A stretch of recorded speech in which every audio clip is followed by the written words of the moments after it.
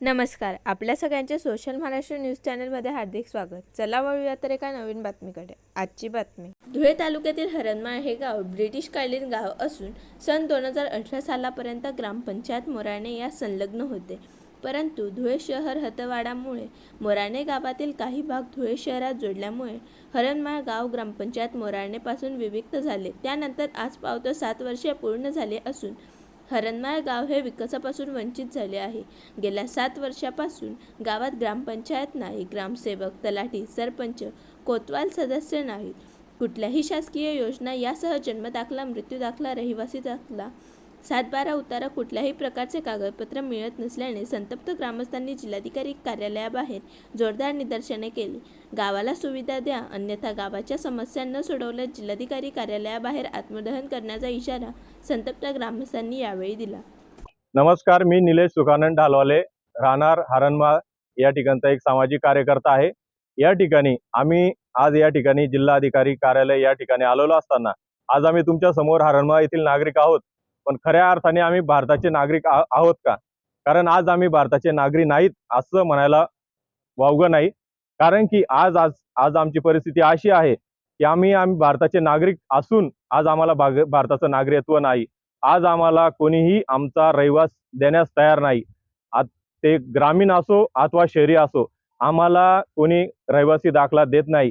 कारण की सन 2018ला ज्यावेळेस महापालिकेची हद्दवाढ झाली, त्यावेळेस महापालिकेची हद्दवाढ झालेली असताना आमचं हरणमाळ हे गाव ग्रुप ग्रामपंचायत मोराणेला अटॅच होतं. परंतु 2018ला हद्दवाढ झाल्यामुळे मोराणे प्रल ग्रामपंचायत ही धुळे नगरपालिकेमध्ये समाविष्ट झाली आणि हरणमाळ हे कुठंच राहिलेलं नाही.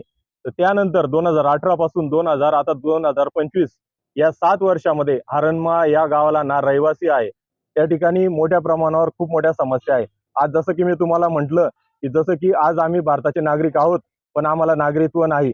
आज आम्हाला रहिवासी पुरावा नाही.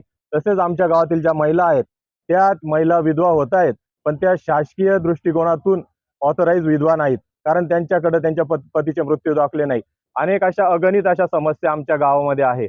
आमच्या गावामध्ये ऑथराईज कुठं ग्रामपंचायत नाही, दुसरी गोष्ट सरपंच नाही, त्याच्यानंतर कोणी ग्रामसेवक नाही, तलाठी नाही, कोतवाल नाही, रहिवासी दाखले नाही, शालेय कुठले डॉक्युमेंट आम्हाला भेटत नाही. अशा भीषण अशा मोठ्या प्रमाणावर समस्या आमच्या गावात होते. ना पिण्यासाठी व्यवस्थित पाणी नाही, ना हरणमाळ येण्यासाठी व्यवस्थित रस्ता नाही, ना पाण्यामध्ये टाकायला टिसेल नाही. अनेक अशा समस्या आहे. 7 वर्षापासून आमच्या गावाला बेघर किंवा शासकीय कुठल्याही प्रकारच्या योजना येत नाही. का म्हणून असं होतं? कारण आमचा पाठपुरावा तर 7 वर्षापासून चालू आहे. या 7 वर्षात आम्ही वारंवार पाठपुरावा केला. 7 वर्षामध्ये 6 जिल्हाधिकारी झाले, पण आमच्याकडे शासन, प्रशासन, लोकप्रतिनिधी कोणीही लक्ष देण्यास तयार नाही. याचा आम्हाला उत्तर पाहिजे की या ठिकाणी आम्ही नागरिक आहोत. आम्ही या ठिकाणी वारंवार आम्ही मतदान करत आहोत. आम्ही लोकप्रतिनिधी निवडून देत आहोत. पार ग्रामपंचायत जरी आम्ही हरणमाळमध्ये असलो तरी आम्हाला आरवी गटामध्ये समाविष्ट केलेलं आहे. आम्ही आरवी गटामध्ये जिल्हा परिषदला मतदान करतो, पंचायत समितीला मतदान करतो. ज्यावेळेस महापालिकेची निवड होती त्यावेळेस आम्ही मोराणे या ठिकाणी जाऊन नगरपालिकेचा नगरसेवक निवडून देतो. वारंवार आम्ही मतदान करत आहोत. आम्ही लोकप्रतिनिधी निवडून देत आहोत, पण तरी देखील आज आम्ही पोरके असे हरणमाळ ठरत आहोत. आमची मागणी अशी आहे की आम्हाला लवकरात लवकर आम्हाला कुठंतरी ग्रामपंचायतला जोडून आम्हाला शासकीय योजनांपासून वंचित न ठेवता शासकीय योजना पुरवल्या जायला पाहिजे.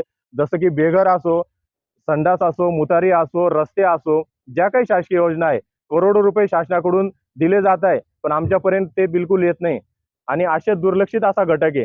अगदी हाकेच्या अंतरावर हरणमाळ हे गाव आहे. सुशोभित ब्रिटिशकालीन गाव आहे, पण आज शासनापासून दुर्लक्षित असलेलं गाव आहे.